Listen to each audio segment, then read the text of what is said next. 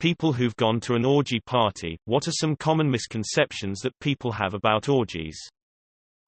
You know how embarrassing it'd be to fart during sex. Imagine if there's way more people there. People actually socialize. Lots of talking and drinks are involved. Everyone was a regular, so there was a lot of catching up each month. The sex was more of a byproduct than the main attraction. This was going to be my answer. Used to be part of a sex party group. We were all friends or friends of friends. Nudity and sex just happened to be available, but besides the 8-person gangbang going on in the living room, it was just a normal get-together. That normal, hot people are involved. Oh, hot people have orgies. It's just that none of us are invited. I got invited to an Eyes Wide Shut party not knowing what it was because I'd never seen the movie. Well, it's exactly what you think it's gonna be. There was a lady giving blowjobs to 3 guys in one bedroom and another doing a toy show in the living room and me standing in the kitchen drinking beer having no idea what to do. I eventually left because I wasn't up for an orgy. Also, the ratio seemed more like a gangbang with 3 women, 4 including my beer drinking self, and maybe 12 to 15 guys. There's a buffet. You have more fun as a follower, but you make more money as a leader. Everyone there is hot. Not true. Average people there. You might see someone that you think is hot, sure, but it's normal everyday people getting it on. The real question is, who TF is getting invited to orgy parties? Maybe I'm just weird or very sexually conservative, but I mostly clicked this thread out of a weird morbid curiosity. Orgies sound absolutely horrible. The girl-guy ratio. There are rules. It's not a free-for-all. If you want that hot chick to suck you off, you might need to get permission from her partner. Not everything is in play. Some women only will allow their partners to f them. Other women only will allow their man to f the woman they themselves want to go down on. There are rules discussed, and some stuff is off limits. Sex and relationship counselor here. I've learned about this stuff for my client's sake. It's not my cup of tea but perfectly respectful as a sexual interest. Here's what I've learned with regards to premeditated group sex. Some people assume that they can just walk into an orgy or a sex party of any kind and things will magically just happen to them, for them. They assume that everyone is there to have sex, that they'll have sex with anyone, and that they'll be down for anything. In reality, legitimate sex parties or planned orgies, especially those with experienced organizers, place an incredible amount of importance on consent, communication, and courtesy. People aren't just expected to have sex with you. They can withdraw their consent at any time. Nobody is obligated to participate in any activity, and nobody is obligated to do things with anyone in particular. There is usually a brief debrief in the form of an introduction and ground rules that everyone is presented with beforehand, such as through email or the day of. Experienced orgy holders will also have special rules for non-con activity. Some very thorough parties make you sign contracts for non-con behavior, including outlining your understanding of safe words and limits. It's also not unheard of for STI checks to be made and/or for condoms or other barriers to be made available and mandatory, especially if the party is larger. There are, obviously, exceptions to this where organization is low, consent isn't emphasized, STIs aren't checked, and respect isn't as much of a concern. Engage at your own risk. Never actually been to one, but I was invited to one once. The guy was having a bunch of people over to immediately just have an orgy. He wanted me and my partner to take a photo of us holding a spoon and a fork and send it to him to prove if we were real people before we showed up. I decided not to go because I only want orgies with people I feel comfortable around, and I didn't know these people. It's surprisingly like portrayed in It's Always Sunny in Philadelphia. I'm not gonna bang any of these people, they're all paunchy and weird. Hated it when I went to one. It was very socially awkward. Imagine you're at a bar having to reject men you aren't interested in who are coming on to you. That already sucks. Now imagine when they approach you, instead of talking, these men are immediately touching you, stroking your hair or shoulders or butt, and you have to find ways to put them off still. And when they finally get a clue, they sit there and stroke their dicks watching you have sex with someone else. Never again. Shamelessly plugging that A Good Old-Fashioned Orgy is a highly underrated film. I've been to more than a few. Lots of eating. Like drinking, I don't drink. Lots of socializing. Folks were watching the fight or game. If there were 20 people there, 7 were women, maybe about 14 men, a few couples, married or dating. Some people had sex with a bunch of people, others 1 or 2. I always had sex with 1 or 2. Always a good crowd. Lots of laughing and good music. I always had a blast. The 3 I went to were magical. Those people became like family to me. Ecstasy was involved. You're the only one in this thread so far that's enjoyed it. As far as I'm seeing, I'm willing to bet ecstasy was the only reason it was magical. They don't realize how good the potluck buffet is. No one wants to on an empty stomach, and food matching is important for a successful orgy. They're a bit more private to get into than you might think. You usually need a password. They are also not usually in high-end establishments. You're doing dirty stuff, so low-end apartments are more common. People don't usually expect a buffet, but you never want to get into all the sex on an empty stomach. People are also usually wearing masks, which makes it very difficult to determine anything about the attractiveness of any of the people involved. There's also usually some cool stuff going down under the bridge that people don't know about. There are the have and have not, the have fun and the have not watch. Misconception: it's full of super hot model type men and women 10s. Truth: there's maybe 1 or 2 8s. A good mix of 5 to 7 and a lot of 2-3s. Misconception: everyone is everywhere. Truth: there may be a few people getting it on publicly, a decent amount in neat couples-only areas and more in private locked rooms. Misconception: only extreme sexual deviants attend these extremely exclusive parties. Truth: they're not that exclusive. There are quite a few open on weekends to anyone old enough to enter depending on where you live. Make a FetLife account and find out what's around you. There's also a lot of really normal people. There might be 1 or 2 extremes, but I've yet to run into any, and I've been to quite a few. Usually, you'll get to know someone a bit and find out what they're into beforehand. Misconception: it's dangerous and you will be taken advantage of. Truth: I've seen more respect for one another and clear boundaries, consent discussion in these places than I have anywhere else in life. Feel free to ask anything else. It was the worst family reunion I've ever been to.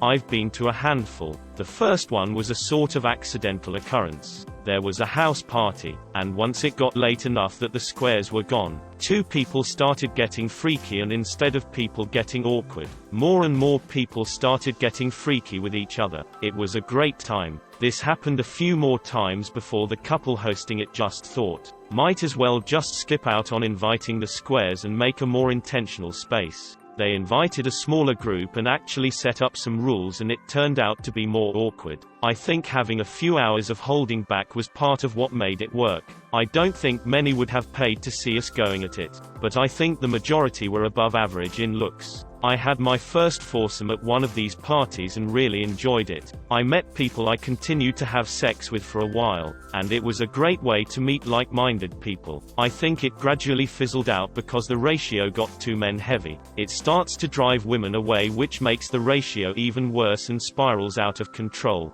They moved shortly after and got divorced, and I don't think they really ever started again. But it's totally possible they just didn't invite me. Later, a different crowd had orgies that an ex got us invited to. They had a specific time you had to be there by to do an introduction circle and establish ground rules. People there mostly had sex with people they already knew, and I felt like it was more voyeuristic. I went to a few of those and mostly just had sex with my partner in front of people. I made out with a few other people and watched a lot, but didn't really have any substantive contact with others there. I stopped getting invited when I broke up with the partner I got invited with. They really put in work to keep a good balanced ratio. That crowd was really hot. They went to a lot of sex clubs and only invited people they were really into. Last group I went to was a for-pay sort of establishment. Single men couldn't go. IRC, but I went with a partner. The crowd was a lot more uneven. Some very hot people, and some people I was less less into, because a lot fewer people knew each other. There were some creepy people. I had someone watch me and jack off while I was having sex with my partner, and I should have told him to shove off or told a moderator. But I also didn't want to stop having sex. It was my first time there too. What I liked about it is they had weird specialized equipment like a pommel horse sort of thing, violet wands, etc. I only went once because it wasn't really my scene. I also feel like without an introduction circle where people kinda say what they're into, I felt like it was hard to figure out how forward to be. It's a sex party, so no one's under the illusion that you're going to talk.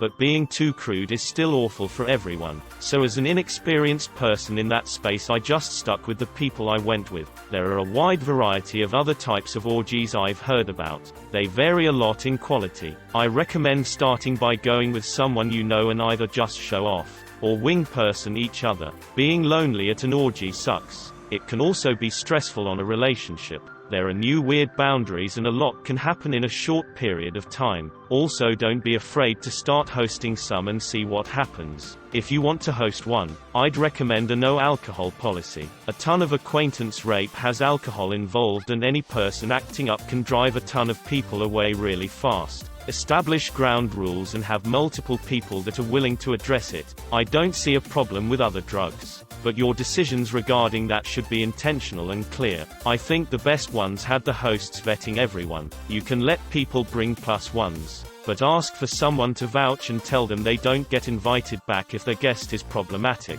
Also, make sure someone is willing to get things started. A lot of people don't want to be the first naked people, so make sure someone is willing to go for it at some point. Have safer sex supplies available, but also tell people to bring their own.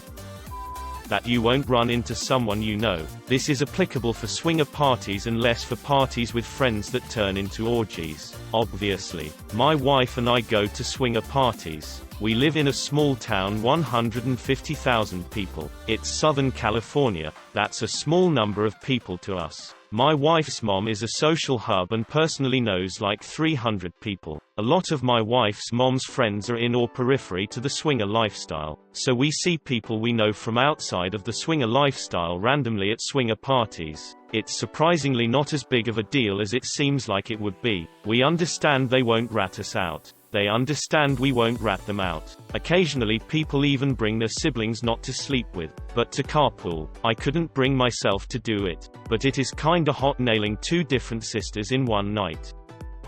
It's not easy sex. It's all a careful dance of consent. You still have to be a decent human. Last party I missed, 4 naked guys nearly kicked this guy's ass. He was putting off super creeper vibes and not getting consent or accepting no as an answer. Not attractive people. It really depends on personal taste. I don't mind a little chub, or someone who is older. They are just people from all walks of life. I've met some awesome people at sex parties. It's been a transformative part of my life. I wish everyone could enjoy a sex party, orgy, gangbang as much as me. Here are my tips. 1. Bring a date, either to have idle chit-chat with or someone you're familiar with sexually. 2. Bring some food or drink.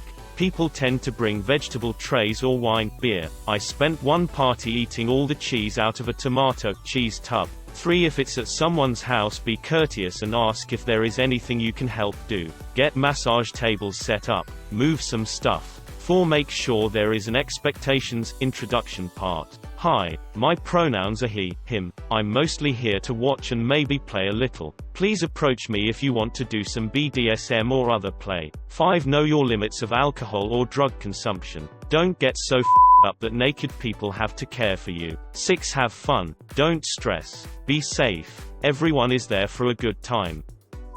That keeping it the family really can be a bonding experience. Don't do it with someone you're trying to date. I went to a foursome with a girl I was crazy about. It wasn't fun for me, but if it was with 3 people I was comfortable with, it probably would have been great. Watching the girl I was nuts about get dick didn't really do it for me. Made me sad. I heard they can smell like bad body odor. They say the same about porn sets, so I'm not surprised. On a scale of a field of lavender to a Smash Brothers tournament, I imagine an orgy can range from 6 to 8. Smash Brothers tournaments the 10, right? never been to a sex party, but I'm not sure how there could conceivably be any misconceptions. I think most people know exactly what they're getting. A lot of unattractive overweight middle-aged people having sex with each other. I was invited to one years ago. I knew those people, and just no.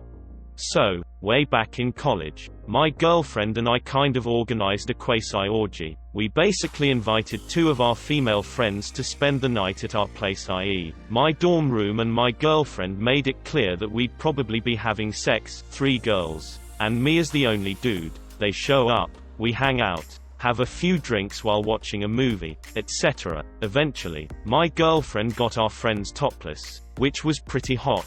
But I was so nervous, awkward that I didn't really know what to do. I grabbed some boobs and kissed them, but that was about as far as I was comfortable going. Totally cock-blocked myself. Mostly just watched them make out with each other, but at least my girlfriend gave me a blowjob while we all cuddled together. That was nice. That masks are a good idea. The beat definitely interferes with your nosh.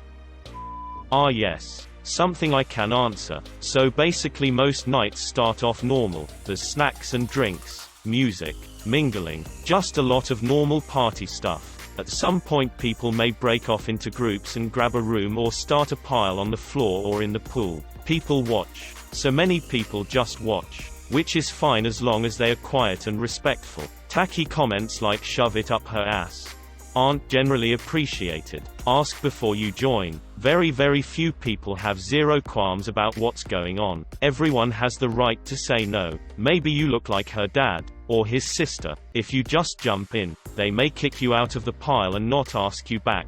Always ask. Not everyone is 6 feet tall, 140 pounds of lean muscle. You've got moms, dads, fat people, skinny people, old people, youngish people. You might find a group who is all over 50 piled on the floor, humping the night away. Don't be rude and say shit like nobody is hot here or everyone is old. It isn't the world's job to jerk you off or flick your bean. They have every right to on my carpet. Okay, as long as they put a towel down first. There isn't a ton of drugs around. Occasionally someone who is rolling might show up, but there isn't a platter with a pound of coke lying around for public consumption. Sometimes alcohol is prohibited entirely. Yeah, sober orgies are a thing. Not everyone is someone you wanna get with. That rude couple that pissed you off at the fridge is likely to be boning next to you. Rotten crotch is a thing and can really ruin a good time. If you have a fishy odor, STD, please stay home and recuperate before you give 30 people BV or a yeast infection. Or worse. I'd also not recommend an orgy if you have a permanent STD, because 30 people in one night is a good way to have the health department pounding down your door. You have to clean up after yourself. Even if there is paid staff to wash sheets, you need to clean up after yourself. Good host gifts for an orgy are detergent, cups, paper towels and TP, baby wipes, condoms and lube, puppy pads, sheets and towels, white gloves, bottled water and sport drink mix, a vinyl bed cover they get ripped easily, snacks and sodas, trash bags. If someone is hosting the orgy at their house, ask if they need help cleaning up before, during, or after. Lastly, a lot of times, nothing insane goes down, but everyone still has fun. I'd rather someone come out and dip their toes in than feel forced to participate.